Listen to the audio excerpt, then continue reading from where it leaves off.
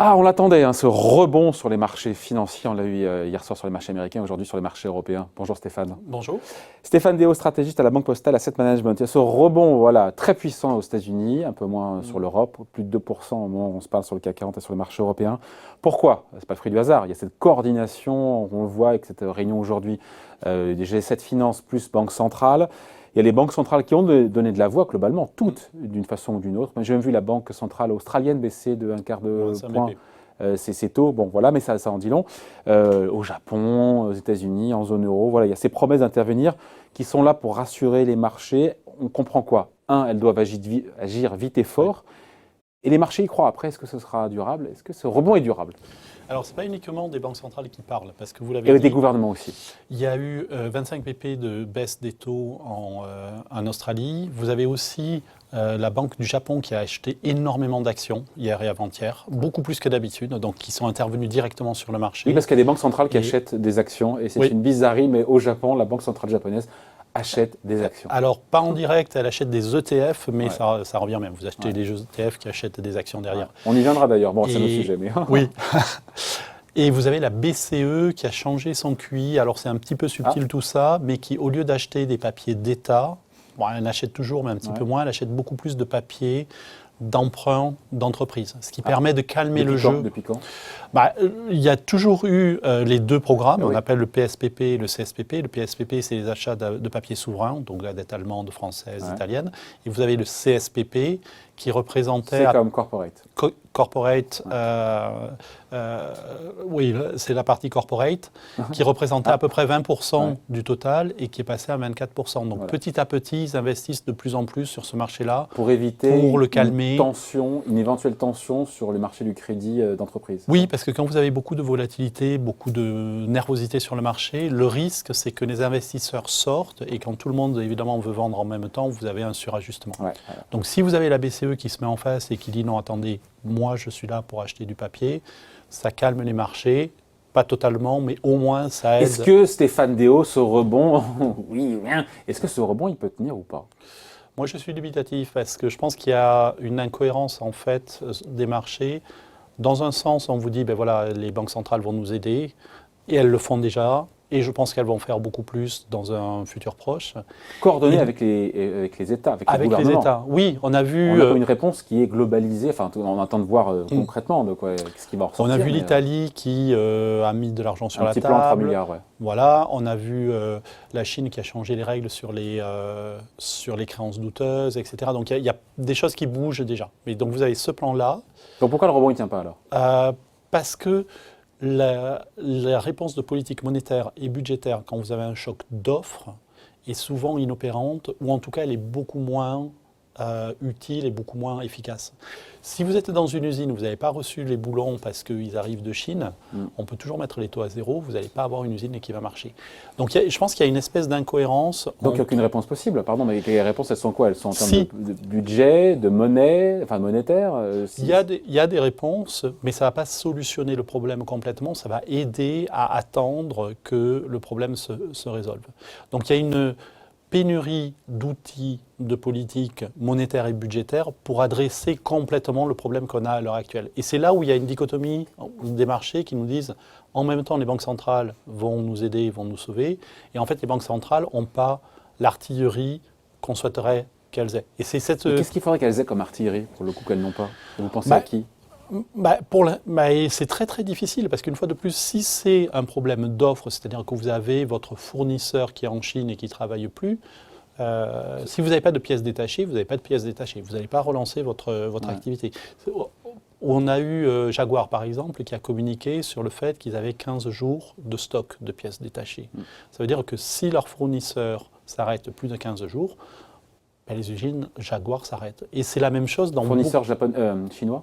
Alors, ils ont des fournisseurs un peu partout en Europe, en Asie. C'est ça le problème, c'est que la chaîne est devenue extrêmement complexe, très tendue.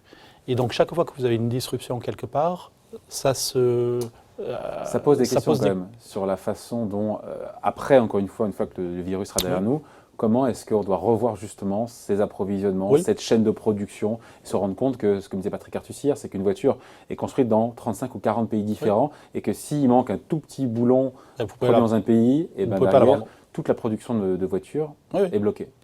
Mais il y a déjà eu une remise en cause de la globalisation. Si vous regardez depuis 2009, donc depuis la grande crise, la croissance du commerce international a été plus faible que la croissance du PIB mondial.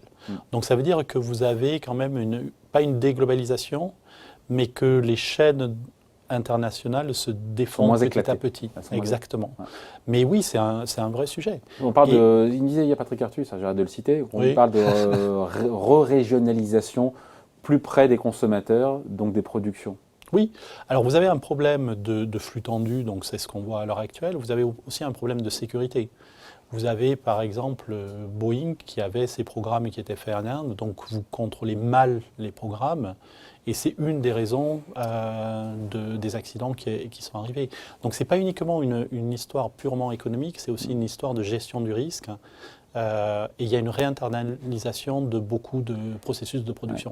Ouais. Et on le voit au niveau macroéconomique une fois de plus, puisque le commerce international a tendance à progresser moins vite qu'il le faisait avant. On a eu ce coup de tabac encore une fois la semaine dernière sur les marchés, cette semaine noire, encore une fois, semaine terrifiante sur les marchés, qui au pire que, encore une fois, en termes de baisse que ce qu'on a connu en 2008. Et en même temps, on a cette réactivité des banques centrales, qui, les unes après les autres, de manière un peu différenciée, mais les communiqués se ressemblent, même si François Villeroy de Galhau hier disait que s'il fallait faire davantage, et que nous avions la conviction que c'était efficace, nous pourrions le faire, mais nous n'en sommes pas encore là. Ouais. Là, on se dit, bon, il n'a pas l'air pressé. Oui, enfin, le communiqué hier soir de la BCE est assez clair. Ouais. Ils sont en train de regarder de près et ils ont des outils. Ça veut dire que cette coordination des gouvernements, du G7 et des banques centrales, on se dit, mais moi je ne pense pas qu'elle sera aussi rapide, on va voir de quoi est-ce qu'elle accouche, mais pour vous, ce n'est pas suffisant pour donner un nouveau souffle au marché? Si, parce qu'en fait, ce que vous avez, c'est... Quand vous avez une crise comme ça, vous avez en général un profil en U, c'est-à-dire que vous avez une récession et après vous rattrapez le temps perdu. Donc l'idée des politiques, c'est d'essayer d'aider la partie faible du U. Donc par exemple, quand vous avez des entreprises qui n'arrivent plus à produire, elles peuvent avoir un problème de liquidité, elles peuvent faire faillite et donc... Mais ça, c'est pas du monétaire. La réponse là, pour le coup, ça peut être du monétaire parce que vous avez un TLTRO qui arrive. Alors TLTRO, c'est une opération de repo qui permet à la BCE de financer les banques. Voilà. Oui, ça passe par les banques. Vous avez 80% de l'emprunt des entreprises en zone euro qui vient des banques. Ouais. Donc c'est le contraire aux États-Unis. Hein. Oui, alors c'est plus du 50-50. Ah bon? Mais si vous avez la BCE qui dit, voilà, moi je vous prête de l'argent sur des conditions extrêmement laxistes, aux banques, aux banques, sous condition qu'une partie de cet argent soit utilisée pour financer des PME qui ont des problèmes de trésorerie à l'heure actuelle, vous avez un instrument de politique monétaire qui ne résout pas la crise, mais qui vous permet de passer le mauvais moment et d'attendre le rebond derrière. Donc il y a des instruments qui permettent d'aider. C'est ça que dit le marché à l'heure actuelle, c'est on va être sauvé. C'est là où je suis un petit peu dubitatif parce que finalement ce sont on sauve déjà les entreprises. Ce sont des palliatifs qui permettent d'attendre, mais ce ne sont pas des remèdes qui vous permettent vraiment de soigner le malade. Alors c'est quoi le remède pour soigner le malade? Il n'y a pas. Il n'y a pas quand vous avez une chaîne de production qui s'arrête. Vous pensez à l'offre, vous ne pensez pas à la demande aussi? Le confinement qui dit confinement dit des gens qui consomment moins aussi. Hein. Bien sûr. Alors ça, c'est beaucoup plus facile à résoudre. Vous avez des gros problèmes, par exemple, sur le secteur du transport, l'hôtellerie, etc. Ça, dès que le coronavirus sera fini, le tourisme va repartir sur sa tendance. Oui, on peut dire pareil pour la production. Dès que le coronavirus sera pas fini, et de nouveau, on produira des boulons à bout du monde et puis on pourra relancer les usines. Non, c'est beaucoup plus compliqué parce que vous l'avez très bien dit, quand on produit une voiture, vous avez 50 intermédiaires. Et donc, quand il y en a un qui ne peut plus produire, ça veut dire que derrière, il y a des disruptions. Donc, le jour où vous avez les boulons, c'est peut-être quelqu'un qui va les utiliser ailleurs, mais il faut relancer la machine. Et en fait, ce qui est vraiment important dans ces scénarios-là, c'est la durée. C'est-à-dire plus ça dure, plus vous avez des disruptions dans votre chaîne de production à plusieurs endroits, et plus c'est difficile de tout relancer en même temps. Le choc d'offre vous inquiète plus que le choc sur la demande? Oui, parce que la demande, on sait faire. C'est très facile. Il suffit de refaire une relance budgétaire. Enfin, très facile. Peut-être un peu prétentieux de ma part, mais on sait faire dans le sens où une relance budgétaire peut vous aider. Si vous baissez les taux, une relance budgétaire, vous faites de la relance par la consommation, enfin, il y a plein d'instruments. Par contre, un problème d'offre, c'est toujours beaucoup plus compliqué à gérer parce que, une fois de plus, si votre usine est fermée, si vous n'avez pas les pièces pour faire votre voiture, Ce n'est pas une politique monétaire ou une politique budgétaire qui va vous faire vendre une voiture qui n'a pas de roues. Didier Saint-Georges, hier, il parlait dans une tribune que j'ai lue, de signes noirs. C'est ça, cet événement fortement improbable, mais quand il survient, il atomise tout. Oui, après, je pense qu'il faut garder aussi le sens des proportions. Si vous regardez les prévisions de l'OCDE qui ont été publiées hier, c'est vrai qu'on a un ralentissement. L'OCDE a 0,8 de croissance sur la zone euro pour cette année. Ce n'est pas non plus la fin du monde. Dans le scénario de base. Oui, qui est probablement un petit peu optimiste. Mais vous voyez, même s'il se trompe, si au lieu de 0,8 c'est 0,5, on parle effectivement d'un signe noir au sens où c'est une épidémie qu'on n'avait pas prévue, qui est très importante. Mais en termes d'impact économique, on est quand même très loin de ce qu'on a vu pendant la période 2009-2011. J'essaie de synthétiser ce que vous pensez. C'est pas facile d'être dans le cerveau de Stéphane Déo. non, mais en gros... Si, c'est très simple. Allez. À moyen terme, on va avoir un U, donc les marchés vont remonter. À court terme, on n'a pas d'instrument pour gérer le problème, donc vous allez vous retrouver avec énormément de volatilité. Donc la question, c'est est-ce que vous êtes un investisseur de très court terme? Et dans ce cas-là, il faut faire attention parce que vous allez avoir des marchés qui vont faire le yo-yo. Ou est-ce que vous êtes un investisseur de moyen terme? Auquel cas, je pense que c'est un point d'entrée. Donc à court terme, ça peut encore baisser? Oui. Mais à moyen terme, on est sûr que la bourse finira plus haut que là où elle est à l'heure actuelle parce que vous avez une reprise économique qui va se dessiner. Ce que dit l'OCDE aussi. Si vous regardez ce qui est très intéressant sur les chiffres de l'OCDE, ils ont révisé à la baisse 2020, mais à la hausse 2021. Donc c'est bien l'idée que vous perdez en croissance, mais vous compensez un petit peu plus tard. Et si vous avez ce profil en tête, la question c'est est-ce que vous pouvez attendre quelques mois avec une position d'investisseur qui bouge énormément. Donc il n'y a rien à faire pour que le rebond soit pérenne. Vous écoutez en termes de réponse de politique publique sanitaire, budgétaire, monétaire. Si, ce que vous pouvez faire... Il y a une réponse, sur tous ces plans-là, il y a une réponse aujourd'hui. Il y a une réponse. Il y a des choses, de réponse. Il y a des choses à faire. Une fois de plus, si une entreprise a des problèmes de liquidité de court terme à cause du coronavirus... Parce qu'elle ne peut plus produire, elle ne peut plus vendre, mais elle a comme ses salariés, elle a ses coûts. Voilà. Vous pouvez l'aider à passer le mauvais moment et donc à ne pas faire défaut. Voilà. Si vous voulez, c'est très très différent d'un choc à la 2009 où vous avez un problème de solvabilité, c'est-à-dire une entreprise qui est plus solvable et qui fait défaut. Là, vous pouvez toujours lui prêter plus d'argent, vous ne faites que reculer pour mieux sauter. Ici, c'est un problème qui est très différent, c'est un problème de court terme, donc de liquidité. Donc si vous aidez la PME à gagner un mois, 2 mois, 6 mois, quand l'économie repart, elle s'en sort. Mais quand Wall Street gagne 5%, ça invalide un peu ce que vous dites. Ils y croient, les marchés, ils croient à cette réponse. Oui, mais c'est là où moi je suis un petit peu dubitatif. C'est que le rebond est trop violent par rapport aux instruments qu'on a à l'heure actuelle. Le rebond est trop violent pour être... Par rapport aux incertitudes qu'on a sur le coronavirus, parce que pour être honnête, personne ne sait prédire l'évolution de l'épidémie. Par rapport aux instruments de politique qu'on a, qui une fois de plus ne vous permettent pas de résoudre le problème, ils vous permettent juste d'attendre que le problème se résolve tout seul. Et donc avoir Wall Street qui tout d'un coup dit tout va très bien Madame la Marquise, ça me semble un petit peu prématuré. Donc le rebond est trop violent pour être durable, selon vous? Probablement. On verra ce que nous disent les banques centrales et les gouvernements cet après-midi ou ce soir.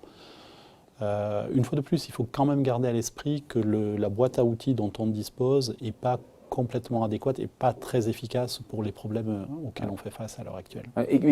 Pardon, je vais reposer la question. Et donc, qu'est-ce qu'il faut faire en plus qui n'a pas été encore annoncé ou qui devrait être annoncé? Faire en plus, vous avez une politique monétaire qui peut être beaucoup plus laxiste. Vous pouvez baisser les taux. Vous avez le C'est pricé d'ailleurs. J'ai vu que les marchés qui price, 100% des opérateurs attendent 50 points de base de baisse des taux de la Fed d'ici 15 jours, lors de la prochaine réunion. Oui, donc ils sont un peu obligés de le faire, je pense. Là, c'est fait. Oui. Donc vous avez plusieurs choses que vous pouvez faire comme ça. Mais une fois de plus, ça ne résoudra pas complètement le problème. C'est juste que vous n'avez pas les outils adéquats pour ce genre de situation. Personne. Donc, non, il n'y a pas. Je pense qu'il n'y a pas complètement les outils dont on a besoin. Parce qu'une fois de plus, si vous avez... Un vaccin éventuellement, mais... Oui.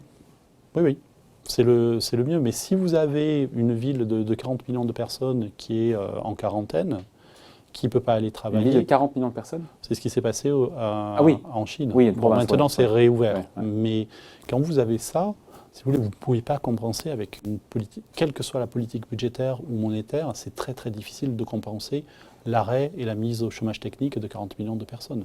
Tout Dans ce simplement. débat-là, ceux qui disent qu'on en fait trop en termes de confinement, encore une fois, pour essayer d'enrayer, parce que voilà, au risque de tuer l'activité, Je ne sais pas.